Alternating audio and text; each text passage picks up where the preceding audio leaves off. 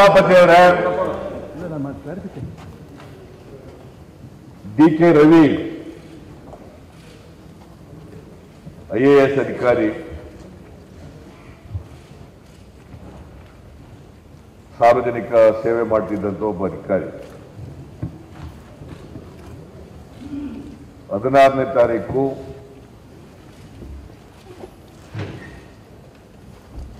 ಅವರ ಸಾವಾಗಿದೆ.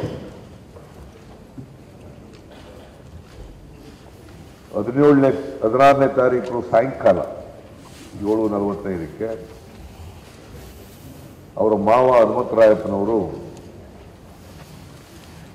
ಅವರ ಸಾವಿನ ಬಗ್ಗೆ ಒಂದು ಫಿರ್ಯಾದನ್ನ ಪೊಲೀಸ್ನವರಲ್ಲಿ ಕೊಟ್ಟಿದ್ದಾರೆ, ದಾಖಲು ಮಾಡಿದ್ದಾರೆ. FIR ರಿಜಿಸ್ಟರ್ ಆಗಿದೆ ಮಡಿವಾಳ ಪೊಲೀಸ್ ಸ್ಟೇಷನ್.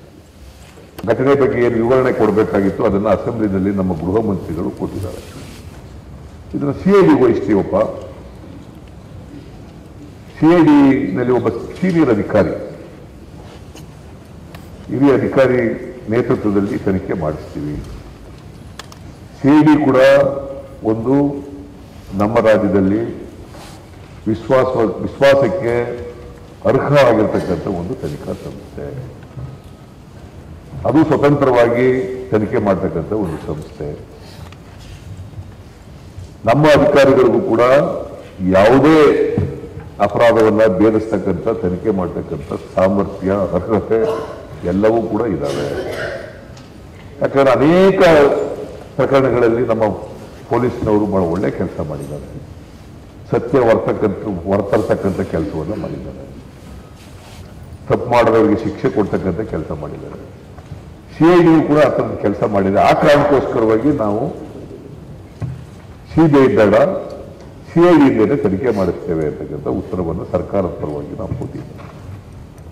ಈಗ ತನಿಖೆ ಪ್ರಾರಂಭ ಆಗಿದೆ. ನಮ್ಮ ಉದ್ದೇಶ CBI ಕೊಡಬಾರದು ಅಂತಕ್ಕಂಥದ್ದಲ್ಲ.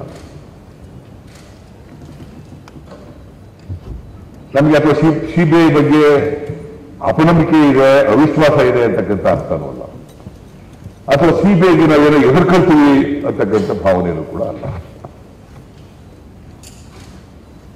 CBI ಕೂಡ ಕೇಂದ್ರ ಸರ್ಕಾರದ ಮಟ್ಟದಲ್ಲಿ ಇರ್ತಕ್ಕಂಥ ಒಂದು ತನಿಖಾ ಸಂಸ್ಥೆ. ಅಲ್ಲಿ ಕೆಲಸ ಮಾಡೋರು ಯಾರು? ಇದೇ IPS ಆಫೀಸರ್ಗಳು. ಇಲ್ಲಿ CIDನಲ್ಲಿ ಯಾರು ಕೆಲಸ ಮಾಡ್ತಾರೆ ಅವರೇ ಅಧಿಕಾರಿಗಳು. ಬೇರೆ ಬೇರೆ ಪೊಲೀಸ್ ಇಲಾಖೆಯಲ್ಲಿ ಕೆಲಸ ಮಾಡ್ತಕ್ಕಂಥ ಬೇರೆ ಬೇರೆ ರಾಜ್ಯದಲ್ಲಿ ಇರ್ತಕ್ಕಂಥ IPS ಆಫೀಸರ್ಗಳು ಡೆಪ್ಯುಟೇಷನ್ ಮೇಲೆ ಅಲ್ಲೋ ಕೆಲಸ ಮಾಡ್ತಾ ಇರ್ತಾರೆ. ಅವರು ಪೊಲೀಸ್ ಅಧಿಕಾರಿಗಳೇ. ನಾವು ಪೊಲೀಸ್ ಆಫೀಸರ್ಗಳ ಮೇಲೆ, ತನಿಖೆ ಮಾಡೋರ ಮೇಲೆ ಅವಿಶ್ವಾಸ ವ್ಯಕ್ತ ಮಾಡೋದಾಗಲಿ, ಅಪನಂಬಿಕೆ ವ್ಯಕ್ತ ಮಾಡತಕ್ಕಂಥದ್ದಾಗಲಿ ಅದು ಸರಿಯಾದಂಥ ಕ್ರಮ ಅಲ್ಲ.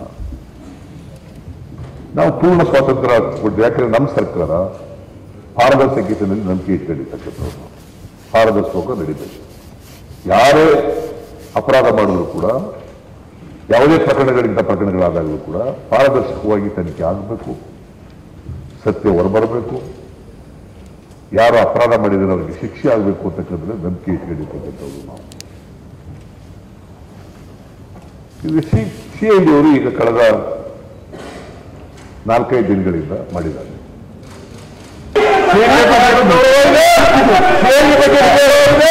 ನಮ್ಮ ಅಧಿಕಾರಿಗಳ ಬಗ್ಗೆ ಅದು ಕೂಡ ತಂದೆ ತಾಯಿಗಳ ಭಾವನೆಗಳಿಗೆ, ಜನರ ಭಾವನೆಗಳಿಗೆ ನಾನು ಗೌರವ ಕೊಟ್ಟು ಈ ಘಟನೆಯನ್ನ, ಡಿ.ಕೆ. ರವಿ ಅವರ ಸಾವಿನ ಘಟನೆಯನ್ನ ನಾನು CBIಗೆ ವಹಿಸ್ತಾ ಇದ್ದೇನೆ.